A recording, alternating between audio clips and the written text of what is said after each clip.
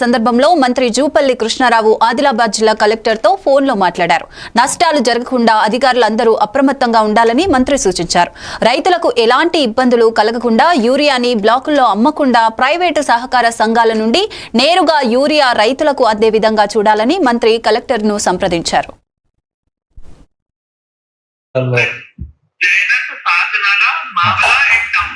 ఎంత రెయిన్ఫాల్ ఎన్ని సెంటీమీటర్ వర్షం పడ్డది?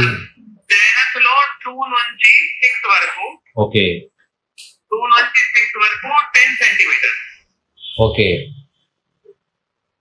ఇంకా మిగతా పాత్రలలో 80 mm 8 సెంటీమీటర్ సార్.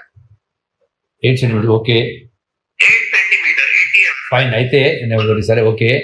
అంటే ఇక్కడ డ్యామేజెస్ ఏమైనా ఉన్నాయా? అంటే రోడ్డు దిగిపోవడం, కుంటలు దిగిపోవడం. కొన్ని ఇళ్లలో నీళ్లు రావడం జరిగింది జైనత్లో. ఓకే. జైనత్లో ఓకే. వాళ్ళకి షిఫ్ట్ చేయడం జరిగింది. వాళ్ళకి ఫుడ్ కూడా ఏర్పాట్లు చేయడం జరిగింది సార్.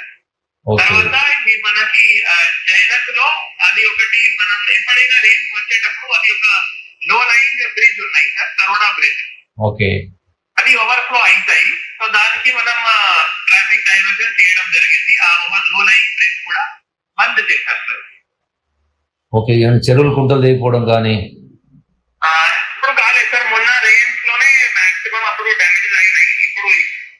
ఇప్పుడు ఏవైతే మనం మండలాల్లో ఈ చెరువు అక్కడైనా డ్యామేజ్ అయినాయి. ఇప్పుడు ఈ మండలంలో రేంజ్ తగ్గలేవు.